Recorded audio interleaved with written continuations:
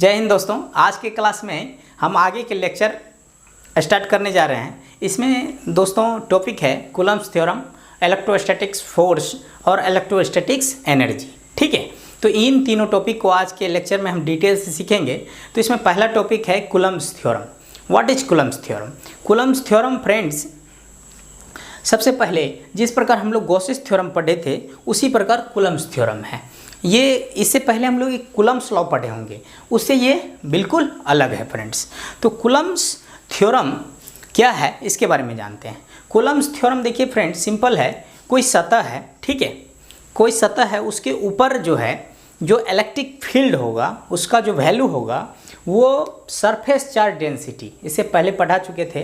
पृष्ठ आवेश क्या सर? डेंसिटी, घनत्व। पृष्ठ आवेश घनत्व किसको कहते थे? सिंपल था, पर यूनिट क्या था? Q by A. पर यूनिट एरिया पर जो चार्ज हमको प्राप्त होता है उसी को हम क्या कहते थे? Surface charge density. ठीक है, तो इसमें देखेंगे वो जो कोई सरफेस है उसके ऊपर जो इलेक्ट्रिक फील्ड का मान है, ठीक है, गौर से सुनिएगा, इलेक्ट्रिक फील्ड का मान जो होता है वो सरफेस चार्ज डेंसिटी का 1/ε टाइम क्या होता है? मल्टीपल होता है, मतलब गुना होता है। बस यही थ्योरम है फ्रेंड्स। तो इसका हम स्टेटमेंट लिख दिए हैं। देखिए आप लोग, स्टेटमेंट हेडिंग दे दीजिएगा, coulombs theorem.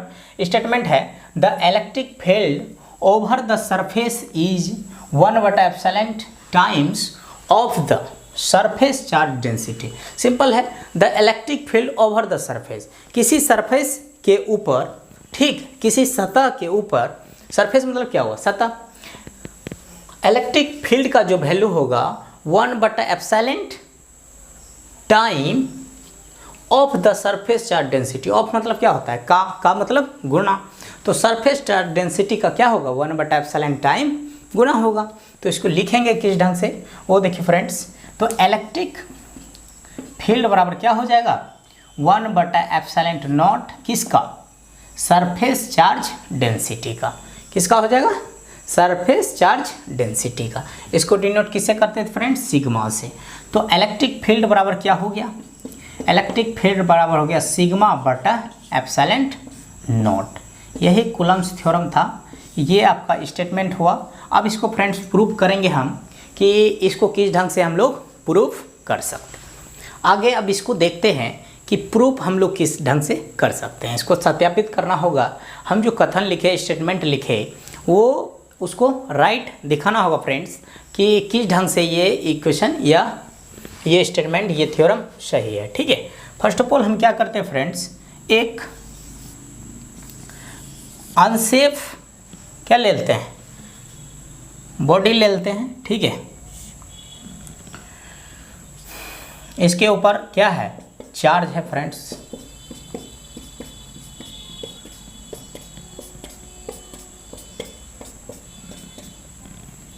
Plus Q charge है प्रत्येक जगह पर। ठीक है, इसके सेंटर से किसी पॉइंट पर मानते हैं फ्रेंड्स, इस पॉइंट पर जो है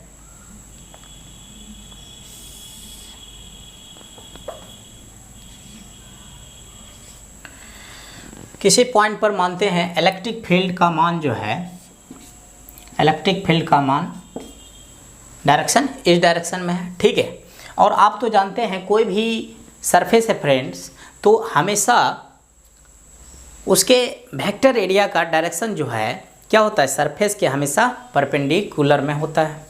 तो आउटवर्ड डायरेक्शन में होता है तो इलेक्ट्रिक वेक्टर एरिया का भी डायरेक्शन इसी डायरेक्शन में हो जाएगा, ds का भी डायरेक्शन इसी डायरेक्शन में हो जाएगा। हम क्या किए फ्रेंड्स, एक अनसेफ बॉडी लिए जिसका सेफ क्लियर नहीं है, ठीक है, उस पर क्या किए? प्लस Q चार्ज उसके सतह सरफेस पर दे दिए और एक पॉइंट पर माने क्या? इलेक्ट्रिक फील्ड का मान निकलना है। आप तो जानते हैं अगर पॉजिटिव चार्ज रहता है तो इलेक्ट्रिक फील्ड का मान आउटवर्ड डायरेक्शन में रहता है, मतलब बाहर की ओर रहता है, और उसी के डायरेक्शन में क्या रहेगा? वेक्टर एरिया भी रहेगा, सदिश क्षेत्र। सदिश क्षेत्र के बारे में भी बताए थे फ्रेंड्स। सदिश क्षेत्र ऐसा है कि इसका डायरेक्शन हमेशा कोई भी सरफेस है उसके परपेंडिकुलर होता है और आउटवर्ड डायरेक्शन में होता है। देखिए बाहर की ओर है, परपेंडिकुलर है सरफेस के, अब देखिए फ्रेंड्स, इस पॉइंट पर इलेक्ट्रिक फील्ड और वेक्टर एरिया का डायरेक्शन सेम है। तो हम क्या करते हैं आगे फ्रेंड्स, इसके बारे में थोड़ा लिख देते हैं। अब देखिए फ्रेंड्स, अभी जो इसमें आपको हम फिगर लेकर बताए, इसमें जो सब बात हम अभी बोले फ्रेंड्स, उसको हम क्या किए, लैंग्वेज में लिख दिए। लैंग्वेज में लिखे हैं थोड़ा, देखिए let us consider a body its shape is not clear. मान लेते हैं कोई बॉडी है, उस पर उसका शेप निश्चित नहीं है। Plus Q charge over its surface, plus Q charge जो है इसके सरफेस पर दिया गया है, ठीक है। अब देखिए फ्रेंड्स, इसे में लिखते हैं in this surface let a point, let electric field and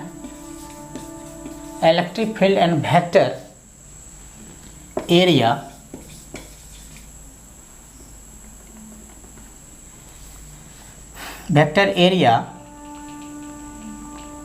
let electric field and vector area have same direction.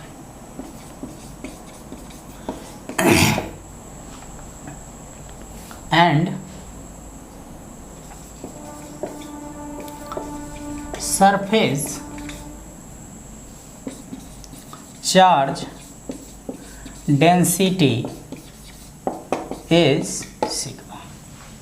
कुछ नहीं था, जो लैंग्वेज अभी आपको दोस्तों हम बताए उसी के बारे में थोड़ा लिखे। इन दिस सरफेस, इस सरफेस पर मान लेते हैं फ्रेंड्स, लेट माना electric field and vector area have same direction, ठीक है, and surface charge density is sigma. In this case क्या है, सरफेस चार्ज डेंसिटी क्या हुआ, सिग्मा हो गया, और इलेक्ट्रिक फील्ड और वेक्टर एरिया का डायरेक्शन क्या है, सेम है, ठीक है। अब देखिए फ्रेंड्स, इसमें सिंपल है कि हम लोग गॉसेस थ्योरम को पढ़े होंगे। जो स्टूडेंट गॉस थ्योरम का वीडियो मेरा नहीं देखे हैं वो पीछे मेरा वीडियो अवश्य देख लीजिए, उसके बाद आप लोगों को समझ में आएगा। देखिए बाय गॉसेस थ्योरम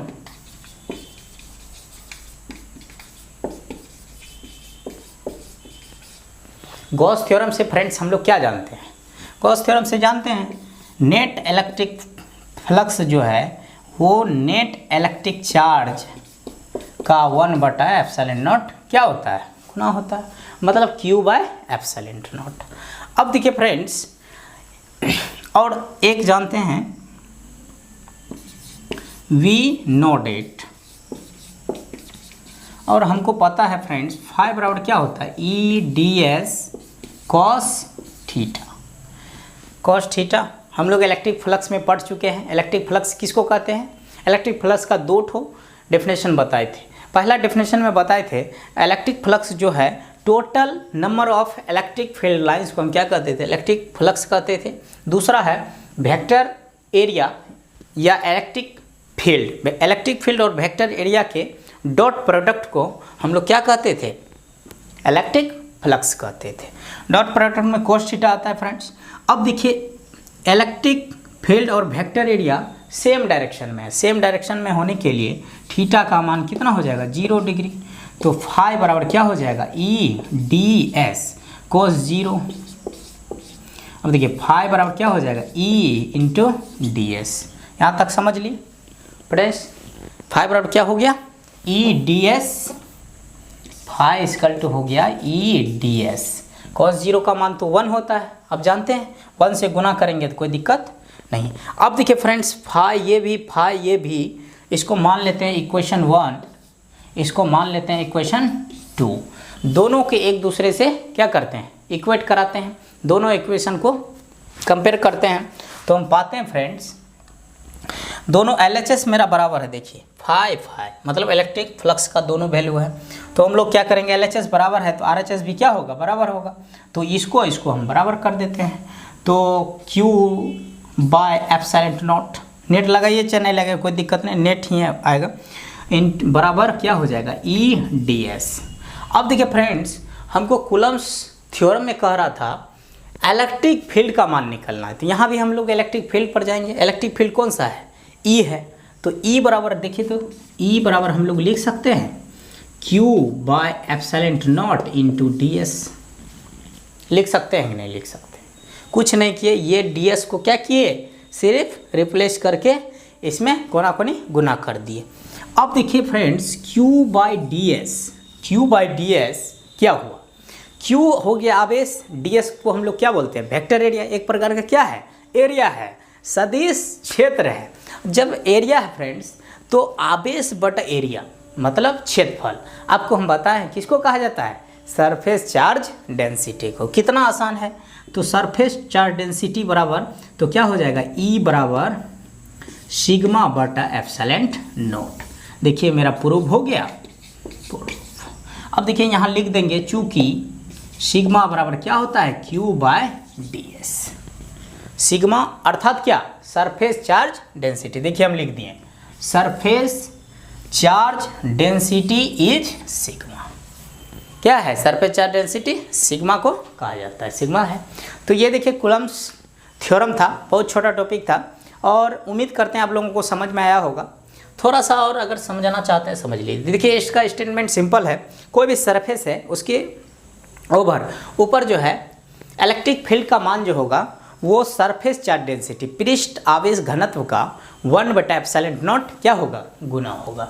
दूसरा है, जब इसको हम प्रूव करेंगे फ्रेंड्स तो एक अनसेप फिगर ले लिए, उसके ऊपर प्लस क्यू चार्ज चारों ओर दे दिए, ठीक है। अब देखिए किसी पॉइंट पर हम मान लिए इलेक्ट्रिक फील्ड का मान आउटवर्ड डायरेक्शन में तो हमेशा होता है, क्योंकि पॉजिटिव चार्ज है, पॉजिटिव चार्ज होगा तो इलेक्ट्रिक फील्ड का डायरेक्शन क्या हो जाएगा, आउटवर्ड।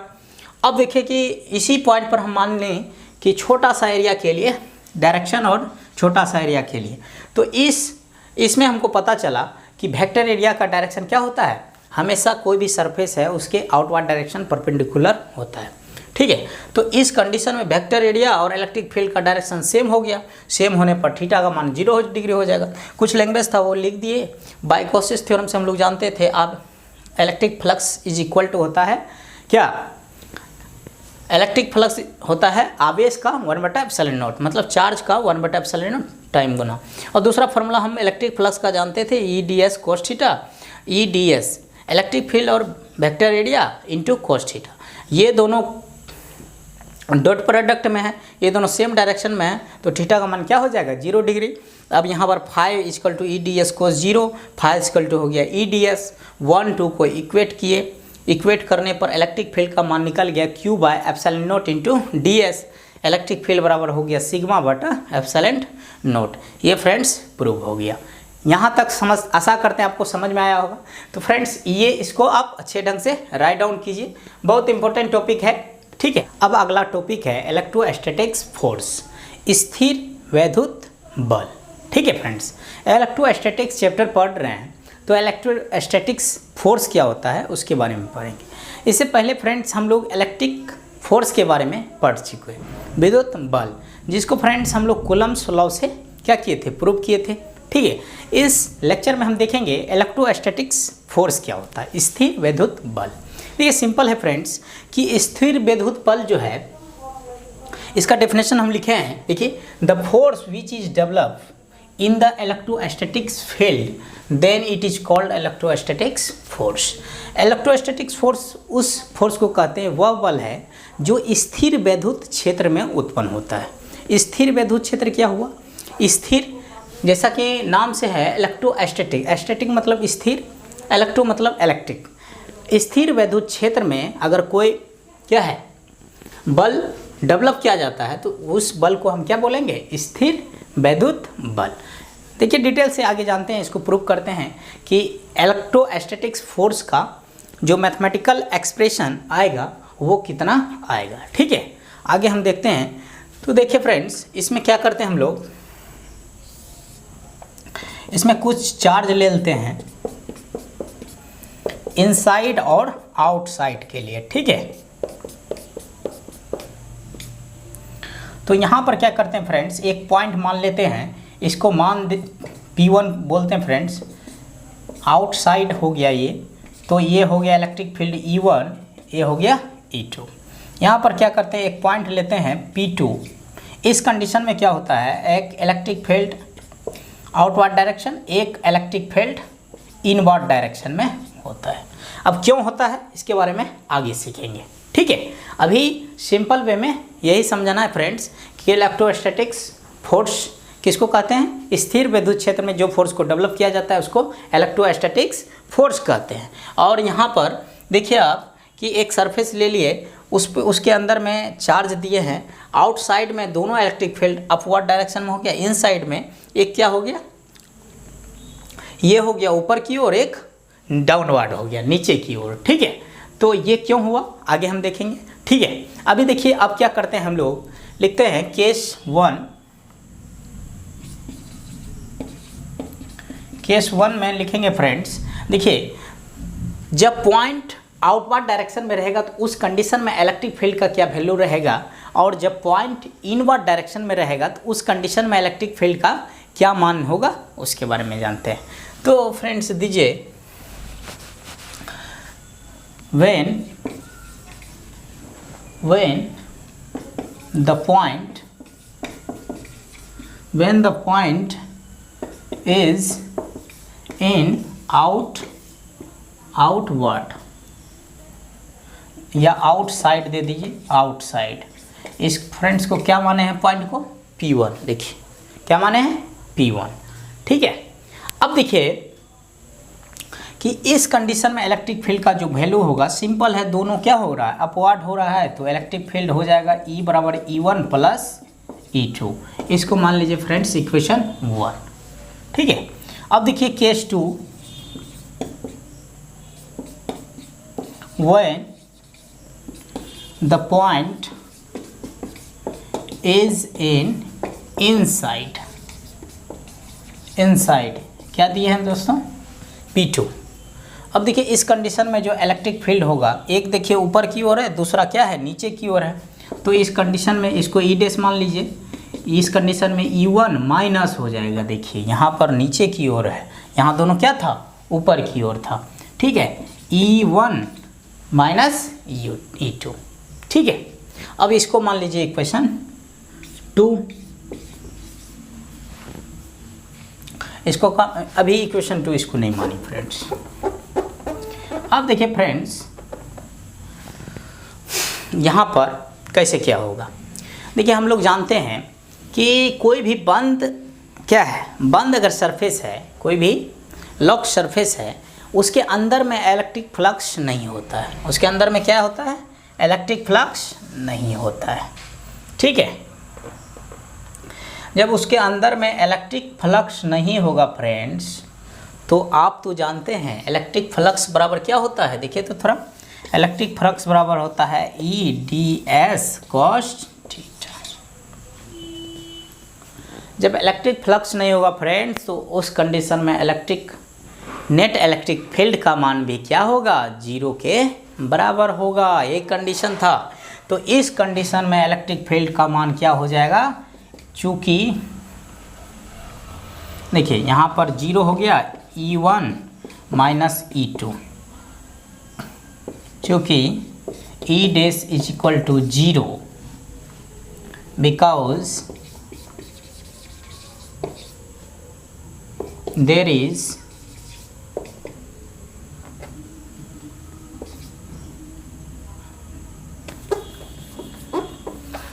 बिकॉज, देखिए लिखिए इसमें कंडीशन में लिखेंगे बिकॉज द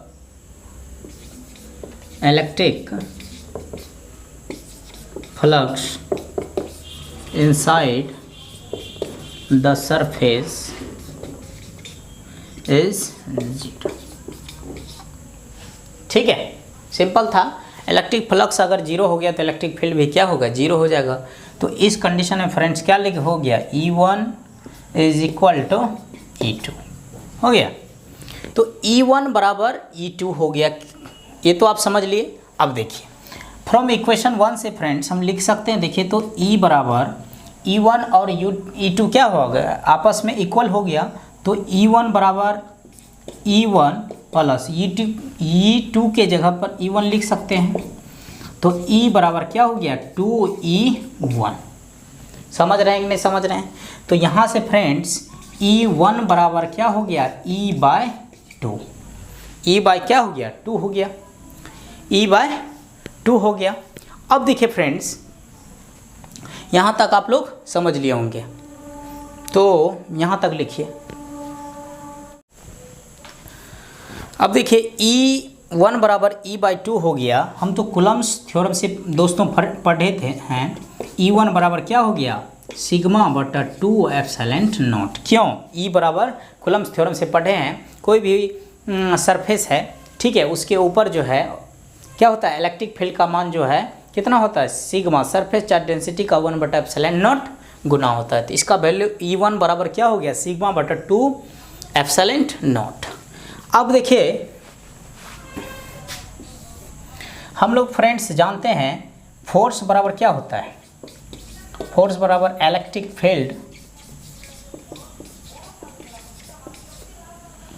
फील्ड गुना क्या होता है फ्रेंड्स, गुना इलेक्ट्रिक फील्ड इंटू चार्ज,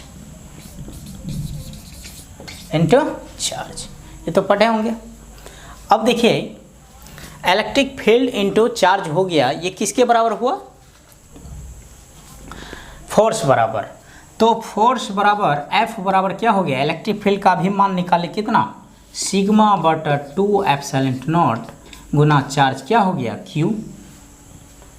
अब देखिए फोर्स बराबर क्या हो गया, इलेक्ट्रिक फील्ड इंटू चार्ज, क्या हुआ, electric field into charge. Force बराबर इलेक्ट्रिक फील्ड का मान निकाले सिग्मा बटा 2 एप्सिलॉन नॉट, ठीक है। तो यहाँ पर अब देखिए फ्रेंड्स इंटू चार्ज का क्या हो गया Q, तो F बराबर सिग्मा बटा 2 एप्सिलॉन नॉट इंटू इतना रो ds क्या हुआ, surface charge density into vector area. कैसे हुआ इसके बारे में थोड़ा जानते हैं। ये चूंकि जानते हैं हम लोग सिग्मा बराबर क्या होता है Q बाय ds। इससे पिछले लेक्चर में कूलम्ब्स थ्योरम में हम बताए, पिछले लेक्चर में, इससे जस्ट पिछले टॉपिक में बताए कि कूलम्ब्स थ्योरम में सिग्मा का जो प्रयोग किया गया है, क्या किया गया था, Q बाय ds। ये तो इसी को तो सरफेस चार्ज डेंसिटी कहते हैं, आवेश बटा एरिया, ठीक है। तो इतना बराबर, अब देखिए चार्ज बराबर लिख सकते हैं सिग्मा इंटू ds, वही हम फ्रेंड्स लिखे। तो फोर्स बराबर क्या हो गया सिग्मा इंटू सिग्मा, क्या हो गया sigma square into ds by 2 epsilon not, ठीक है। तो ये आपका इलेक्ट्रोस्टैटिक्स फोर्स का क्या निकला, मैथमेटिकल एक्सप्रेशन। देख रहे हैं दोस्तों कितना छोटा टॉपिक है, और इसको डिटेल से अगर पढ़ना है तो कहीं कोई दिक्कत नहीं होगा। अब फ्रेंड्स इसके बारे में थोड़ा सा समझ लीजिए। ये आउटवर्ड में है P1 पॉइंट, ठीक है। इस पर जो इलेक्ट्रिक फील्ड का मान होगा, आप तो जानते हैं आउटवर्ड पॉइंट हो गया, तो इसको हमेशा अपवर्ड आउट डायरेक्शन में होगा, तो दोनों फील्ड क्या हुआ, आउटवर्ड डायरेक्शन में लिया। दो फील्ड इसलिए लिया क्योंकि यहाँ पर 2 पॉइंट ले रहा है, दोनों फील्ड को दिखाना होगा। अब अंदर का केस देखिए, एक पॉइंट इस पर चार्ज है, अब कौन चार्ज है, पॉजिटिव निगेटिव, कोई भी ऑब्जेक्ट है तो उस पर तो रहेगा ही। तो इसमें जो है पॉजिटिव के कारण ऊपर, निगेटिव के कारण नीचे, ये तो सिंपल है। इनवर्ड डायरेक्शन किसका होता है, मतलब आउटवर्ड हो गया आपका जो पॉजिटिव चार्ज है, इनवर्ड हो गया नेगेटिव चार्ज का। तो ये सब तो सिंपल था फ्रेंड्स। तो आप लोगों को आशा करते हैं समझ में आया होगा। कुछ नहीं किए, केस 1 में इलेक्ट्रिक फील्ड आउटवर्ड डायरेक्शन दोनों को जोड़ दिए, केस 2 में क्या किए, एक को ऊपर की ओर था, एक नीचे की ओर था, तो ये घटा दिए। अब यहाँ पर ई डैश बराबर 0 ले लिए। क्यों ले लिए, क्योंकि इलेक्ट्रिक फ्लक्स का इनसाइड में मान 0 होता है, इसीलिए इलेक्ट्रिक फील्ड का मान भी क्या होगा, 0 होगा। तो E1 बराबर E2। अब देखिए E बराबर इक्वेशन 1 से दोनों को वैल्यू को हम क्या किए, पुट कर दिए। तो E1 बराबर E बाई 2 आ गया, E1 का मान निकल गया। तो E1 बराबर क्या हो गया, सिग्मा बटा 2 एप्सिलॉन नॉट। क्योंकि E बराबर हम लोग पढ़े हैं कूलम्ब्स थ्योरम से, E बराबर, चूँकि E बराबर क्या हो गया, सिग्मा बटा epsilon naught, Coulomb's theorem by Coulomb's theorem, by Coulomb's theorem. तो अब देखिए E1 बराबर सिग्मा बटा 2 एप्सिलॉन नॉट, इसको क्या किए, फोर्स बराबर हमको फार्मूला पता है, इलेक्ट्रिक फील्ड इंटू चार्ज। तो इलेक्ट्रिक फील्ड का मान निकाले सिग्मा बटा 2 एप्सिलॉन नॉट, चार्ज का हो गया Q, और सिग्मा बराबर आप जानते हैं क्या होता है, सरफेस चार्ज डेंसिटी है। उसके बाद इसका हो जाएगा आपका Q बाय ds, मतलब आवेश बटा एरिया। अब इसका आवेश बराबर क्या हो, सिग्मा इंटू ds। ये सब वैल्यू रखने के बाद इलेक्ट्रोस्टैटिक्स फोर्स का मान निकला सिग्मा स्क्वायर ds/2 ε0। तो फ्रेंड्स इसको आप लोग राइट डाउन कीजिए। अब फ्रेंड्स अगला टॉपिक है इलेक्ट्रोस्टैटिक्स एनर्जी। हम लोग इससे पहले कूलम्ब्स थ्योरम और इलेक्ट्रोस्टैटिक्स फोर्स के बारे में पढ़ चुके हैं। अब है अगला टॉपिक इलेक्ट्रोस्टैटिक्स एनर्जी। स्थिर वैद्युत ऊर्जा किसको कहते हैं? देखिए फ्रेंड्स, कोई भी आवेशित कण है, ठीक है, कोई भी स्थिर वैद्युत क्षेत्र है, इलेक्ट्रोस्टैटिक्स फील्ड है, मतलब स्थिर वैद्युत क्षेत्र जहाँ पर चार्ज क्या है, स्थिर अवस्था में है, उस प्लेस पर जो है कोई भी चार्ज है उसके द्वारा जो कार्य किया जाता है, ठीक है, आवेशित कण है उसके द्वारा जो कार्य किया जाता है उसी को क्या कहते हैं फ्रेंड्स? ऊर्जा कहते हैं, इलेक्ट्रोस्टैटिक्स एनर्जी करते हैं, ठीक है। सिंपल है, स्थिर इलेक्ट्रोस्टैटिक्स फील्ड में चार्ज के आवेशित कण के द्वारा किया गया कार्य को क्या कहते हैं? इलेक्ट्रोस्टैटिक्स एनर्जी कहते हैं।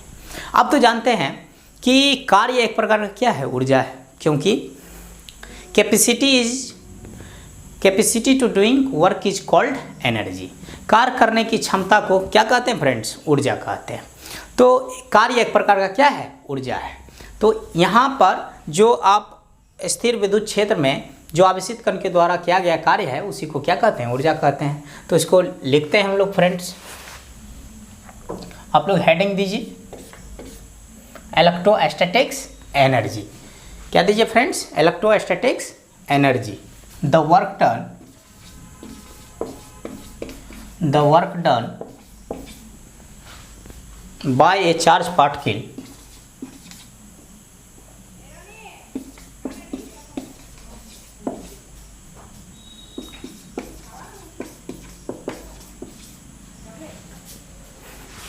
in the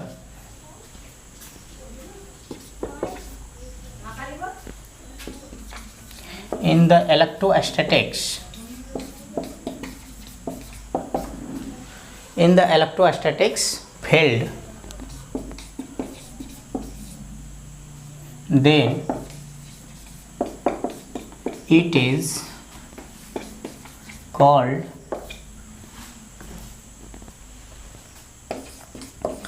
electrostatic energy। क्या friends? The work done by charge particle in the electrostatics field then it is called electrostatics energy. वही लिखें कि कोई भी चार्ज पार्टिकल है इलेक्ट्रोस्टैटिक्स फील्ड में, उसके द्वारा जो किया गया कार्य होता है उसी को हम क्या कहते हैं? इलेक्ट्रोस्टैटिक्स एनर्जी कहते हैं। देख रहे हैं फ्रेंड्स कितना आसान है। अब इसको हम थोड़ा मैथमेटिकल एक्सप्रेशन निकालते हैं कि इलेक्ट्रोस्टैटिक्स एनर्जी का वैल्यू कितना आएगा। देखिए फ्रेंड्स, एक फील्ड है जहाँ पर चार्ज है, क्या फ्रेंड्स? चार्ज है, और एक ठो छोटा वेक्टर एरिया लेते हैं,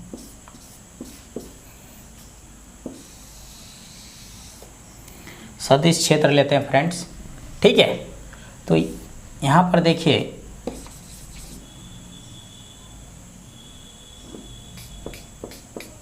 यहाँ पर चार्ज पार्टिकल जो काम कर रहा है, ठीक है, इसका डिस्प्लेसमेंट होगा और इसमें कुछ ना कुछ क्या होगा? बल लगेगा, तब तो चार्ज पार्टिकल क्या करेगा? मूव करना स्टार्ट करेगा। अब देखिए इस कंडीशन में, लेकिन फील्ड है स्थिर वैद्युत क्षेत्र है, ठीक है, उसमें मोशन कहाँ जाएगा? फोर्स आएगा, उसके कारण जो है आपका चार्ज क्या करेगा? चार्ज कार्य करेगा, ठीक है। तो ये क्या हो गया?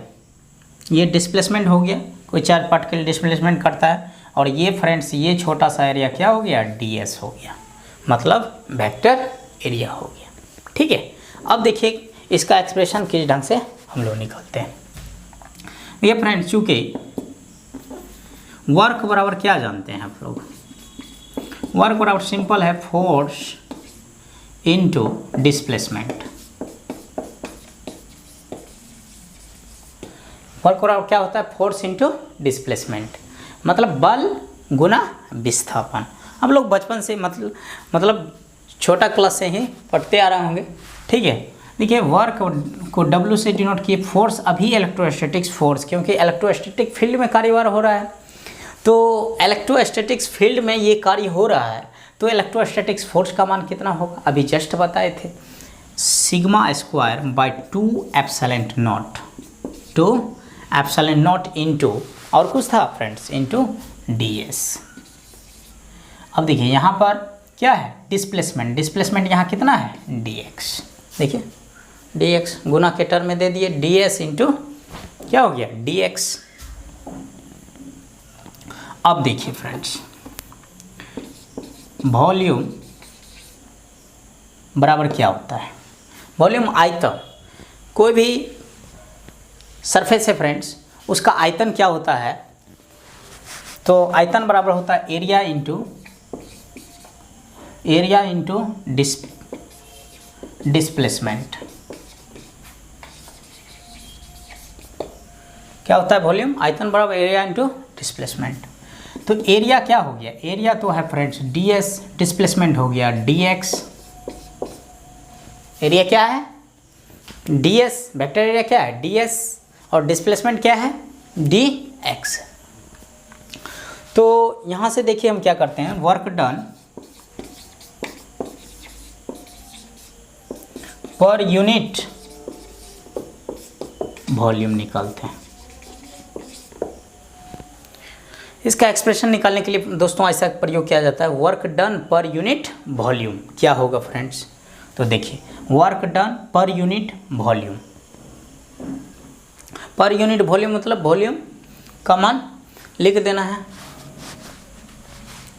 तो यहाँ पर क्या फ्रेंड्स हो जाएगा, देखिए तो वर्क डन बराबर sigma square by 2 epsilon naught into ds into dx by ds into dx। तो ये कट जाएगा फ्रेंड्स, कट जाएगा। अब देखिए W बराबर क्या हो जाएगा, sigma square by 2 epsilon not, 2 epsilon not. तो ये फ्रेंड्स वर्क डन का फॉर्मूला निकला। तो वर्क डन जो होता है वही तो एनर्जी है, इलेक्ट्रोस्टैटिक्स एनर्जी, तो इसका मान भी क्या हो जाएगा 2 एप्सिलॉन नॉट। ये क्या है friends, electrostatics energy, electrostatics energy. तो फ्रेंड्स ये सिंपल था इलेक्ट्रोस्टैटिक्स एनर्जी का लेक्चर, ठीक है। और लास्ट टॉपिक था फ्रेंड्स ये, तो इसको आप लोग अच्छे ढंग से लिखिए। तो दोस्तों आज का लेक्चर यहीं तक रहने दीजिए। तो मेरा वीडियो अगर आप लोगों को अच्छा लग रहा हो तो चैनल को सब्सक्राइब कीजिए, दोस्तों के बीच शेयर कीजिए और बेल आइकन को प्रेस कर दीजिएगा ताकि नया सब वीडियो आप लोगों को मिलते रहेगा। फ्रेंड्स आप लोग मन लगा कर पढ़िए और कहीं दिक्कत हो तो अवश्य कमेंट कीजिए, और मेरा मोबाइल नंबर भी दिया है, उससे आप संपर्क कर सकते हैं। व्हाट्सअप है, उसके बाद टेलीग्राम चैनल सब बनाए फ्रेंड्स, उस पर भी ज्वाइन होकर आप अपना पढ़ाई कर सकते हैं। तो ये तीनों टॉपिक बहुत इम्पोर्टेंट है। ये आपको हो सकता है 5 नंबर के क्वेश्चन में या 2 नंबर के क्वेश्चन में शॉर्ट आंसर हुआ या लॉन्ग आंसर टाइप में ये सब क्वेश्चन आपको पूछ सकता है। जैसे कूलम्ब थ्योरम क्या है, उसके बाद इलेक्ट्रोस्टैटिक्स फोर्स क्या है, इलेक्ट्रोस्टैटिक्स एनर्जी क्या है, ये सब क्वेश्चन लगातार पूछते रहता है। तो आप लोग इसको अध्ययन कीजिए। कभी कभी ऐसा होता है फ्रेंड्स कि इसका जो है ना ऑब्जेक्टिव में डायरेक्ट पूछ देता है कि इलेक्ट्रोस्टैटिक्स फोर्स का मान कितना होगा। 1 नंबर का रहेगा, 4 ऑप्शन रहेगा। जब तक आपको क्लियर फार्मूला याद नहीं है, इसका क्लियर कॉन्सेप्ट याद नहीं है, तब तक वो गलत हो जाएगा। तो इसीलिए इसको ध्यानपूर्वक 2-3 बार मेरा वीडियो को लेक्चर को देखना है, और जहाँ नहीं समझ में आए तो कमेंट कीजिए, ठीक है। आज का लेक्चर यहीं तक रहने देते हैं दोस्तों, मिलते हैं नेक्स्ट वीडियो में, तब तक के लिए गुड बाय।